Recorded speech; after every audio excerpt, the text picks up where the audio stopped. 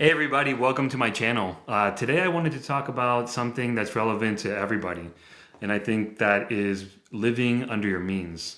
When it comes to personal finance, a lot of people in the professional world, or a lot of people, that do well for themselves, or just anybody in general, might look at this topic and kind of brush it off and be like, "Oh, that's very basic," or that's very elementary. But I think it's important to mention this because a lot of people just don't do it, especially here in the United States. You see a lot of people living on credit cards, a lot of people super in debt with that boat in the front, with like two new cars in front of a brand new house. And you wonder, what are the benefits of living under your means? Is this something relevant to me? And the answer is yes. So let's talk a little bit about that. Number one, it reduces financial stress.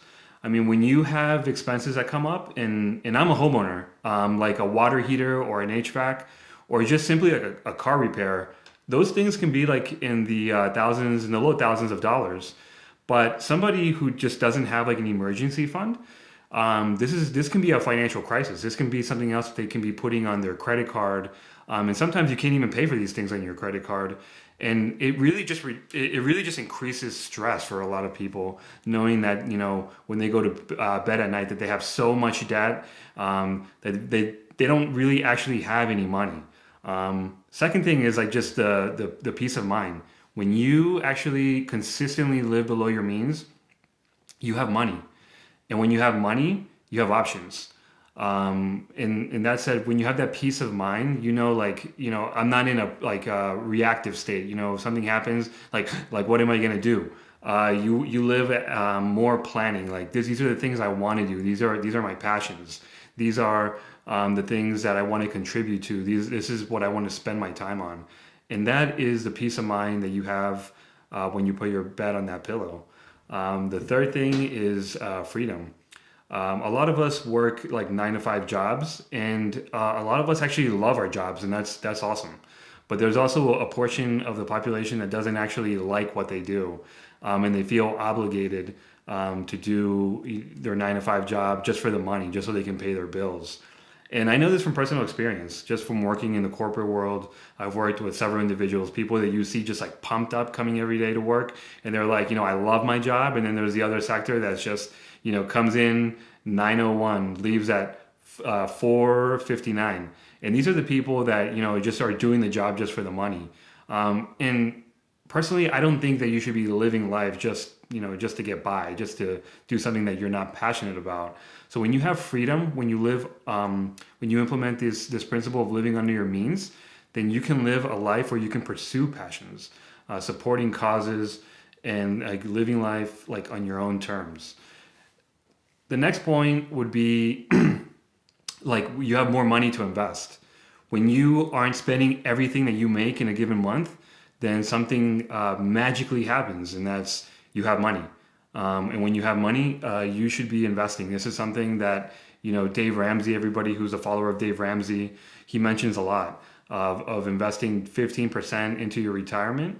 And I would go a little bit further. I mean, if you have that margin, just look at your budget. And if you can put more than 15% into like a brokerage account, or, I mean, there's different vehicles, different assets. You can do real estate, you can do stocks, you can do bonds, mutual funds, index funds, all sorts of investment vehicles. I'm not a trained professional investment, so I can't advise you guys on what to invest in. But what I would say is do your research, meet with professionals. But one solid advice that I can give you is invest, and invest always. Don't do it as a one-time thing. When you have income, set something apart to invest. Don't consume it all. That's just what dumb people do. Do the smart thing, invest. Next point is the power of being debt free. And this kind of goes along with the same thing as investing. When you don't have debt, then you have money. When you have money, then you can do many things with it. You can save it, you can invest it, saving it for like a rainy day, as the things that we mentioned. When you have, house expenses, car expenses, like just yeah, emergencies come up. Sometimes you'll find family members in medical emergencies, and you'll be able to help them, and that's awesome that you can do that. But when you live a life that's debt free, then a lot of it opens up a lot of possibilities. And lastly, what I want to mention is when you have margin, you can build stronger relationships, and this can lead to a lot of success, a lot of career success. So when you consistently live under your means, as the common theme has been, you have money, and when you have money, you feel a little bit more bold, like at work, to take a risk, to voice your opinion on things, and these things get noticed in the workplace.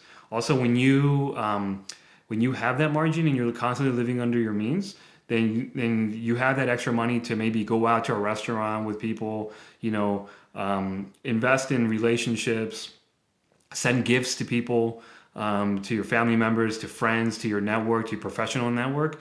And all these things, like when you do it intentionally, it really adds up. And over time, you start seeing that success building up. You start seeing these people reaching back out to you with new opportunities. And this is what I mean by building strong relationships that lead to success.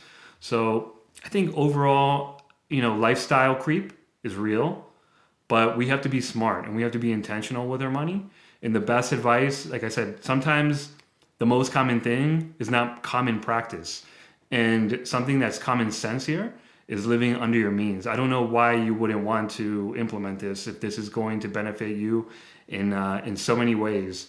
And I want to leave you with like a Bible verse here. In Proverbs 21:20, it says, "The wise store up choice foods and olive oil, but fools gulp their down." So just something to contemplate, something to think about. But overall, I wanted to make this video so you guys take some inspiration, some food for thought, and start implementing these. Reach out to me, let me know your comments, let me know your thoughts. I'd be happy to see them. Thanks, everybody.